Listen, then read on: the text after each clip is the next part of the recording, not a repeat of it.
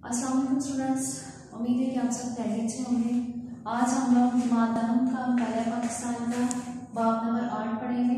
उसमें कल हम लोगों ने प्रीवियस लेक्चर में पढ़ा था कि आबादी की तकसीम पर कौन कौन से अवामिल जो हैं वो असरअंदाज होते हैं। आज हम लोग इसमें पढ़ेंगे कि शहरी और देही आबादी की तकसीम, यानी हम लोग बाद में आबादी को तकसीम किस तरह से करते हैं। शहरी और देही आबादी के लिहाज से आबादी को तकसीम करने से मुराद है कि शहरों में कितने % आबादी रह रही है और देहातों में कितने % आबादी रह रही है। तो अगर हम लोग अपने मुल्क में देखें तो हमारे मुल्क में शहरों में आबादी का दबाव जो है वो ज़्यादा है, आबादी ज़्यादा है, जबकि एज कम्पेयर टू सिटीज़ जो देहातों में आबादी है वो बहुत कम है। उसकी मेन रीज़न ये है कि शहरों में लोगों को तमाम तर सहूलियात मिलती हैं जिसकी वजह से वो शहरों का रुख करते हैं। सहूलियात में आप तालीम के हवाले से देख लें, सेहत के हवाले से देख लें या रोजगार के हवाले से देख लें, तमाम तरह फैसिलिटीज जो है सहूलतें शहरों में ज़्यादा हैं, जिसकी वजह से लोगों का रुझान जो है वो शहरों की तरफ ज़्यादा है। वो रोजगार के मौके हासिल करने के लिए शहरों का रुख करते हैं और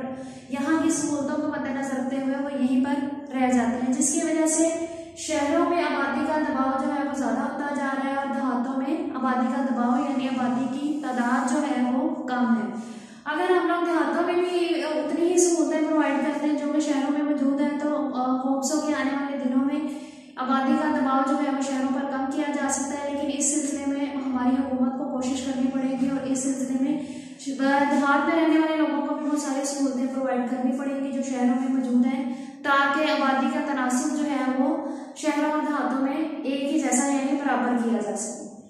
नेक्स्ट इसमें आता है सिंध के लिहाज से आबादी की तकसीम, यानी सिंध के लिहाज से औरतों और मर्दों की तादाद के हवाले से आबादी की किस तरह से तकसीम की जाती है। अगर हम लोग अपने मुल्क का जायजा लें तो हमारे मुल्क में शहरों में मर्दों की तादाद ज्यादा है, औरतों की तादाद कम है। उसकी वजह यह है कि मर्द जो है वो रोजगार के सिलसिले में या एजुकेशन हासिल करने के सिलसिले में शहरों का रुख करते हैं, लेकिन जब उनको अच्छी अपॉर्चुनिटीज मिलती हैं और अच्छे मौके हासिल होते हैं तो वो शहरों में ही रहते हैं, जिसकी वजह से शहरों में मर्दों की तादाद ज्यादा है जबकि औरतों की तादाद देहातों में ज्यादा है। अगर हम लोग अपने मुल्क का जायजा लें तो हमारे मुल्क में मर्दों की शरह पैदाइश भी औरतों की निस्बत ज्यादा है, लेकिन ये चीज जो है हमारे मुल्क की फेवर में है, हमारे मुल्क के लिए फायदेमंद है, क्योंकि अगर मर्दों की तादाद ज्यादा होगी इट्स मीन कि हमारे मुल्क में लेबर फोर्स ज्यादा है। अफरादी कुव्वत को अगर हम लोग टेक्निकल हवाले से या हुनर के हवाले से अगर ट्रेन करना शुरू कर दें तो हम लोग अपने मुल्क की माशी तरक्की में इजाफा कर सकते हैं। तो लेबर फोर्स के लिहाज से यानी अफरादी कुव्वत के लिहाज से अगर हम लोग देखें तो मर्दों का तनासुब हमारे मुल्क में 86.5% है और औरतों का जो तनासुब है वो 13.5% है। यानी मर्दों का तनासुब जो है वो लेबर फोर्स के हवाले से ज्यादा है जबकि औरतों का तनासुब कम है, लेकिन फिर भी हम लोगों को अपने अफरादी को ज्यादा करने के लिए और हुनरमंद अफराद को अगर ज्यादा करें तो हम लोग अपनी मुल्क की तरक्की में इजाफा कर सकते हैं। नेक्स्ट हमारा टॉपिक है पाकिस्तान में शरह क़वानीन, यानी पाकिस्तान में तालीम की शरह क्या है। अगर पाकिस्तान में तालीम की शरह हम लोग देखें 2013-14 की जो मरदमशुमारी की गई थी उसमें एक इकोनॉमिक सर्वे हुआ था, उसमें एक चीज सामने आई थी कि पाकिस्तान में जो शरह क़वानीन है वो 60% है।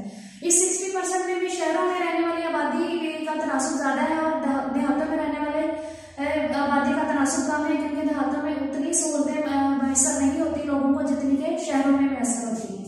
तो इस वजह से इस सिलसिले में 2009 में एक मंसूबाबंदी भी की गई थी जिसका मकसद ये था कि हम लोग आइंदा आने वाले दिनों में होप्स होकर 2015 तक हम लोग इस रेशो को जो है वो 80+ तक ले जाने की कोशिश करेंगे, लेकिन इस पर अभी तक काम जारी है। इस सिलसिले में ये किया गया था कि हमारे मुल्क का जो निसाब है उसको बेहतर किया जाए, हमारे वो एजुकेशन डिपार्टमेंट में जो बजट है उसको इंक्रीज किया जाए और इसमें मजीद जो है वो इस्लाहात की जाए ताकि इसमें मजीद तरक्की की जा सके।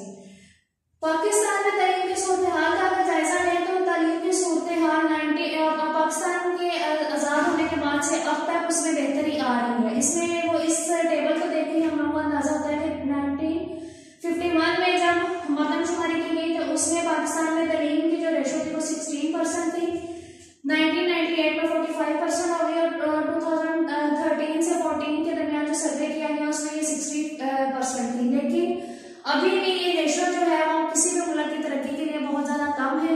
इसको हम लोगों को बेहतर करने के लिए मजीद इक़दाम करने होंगे, क्योंकि किसी भी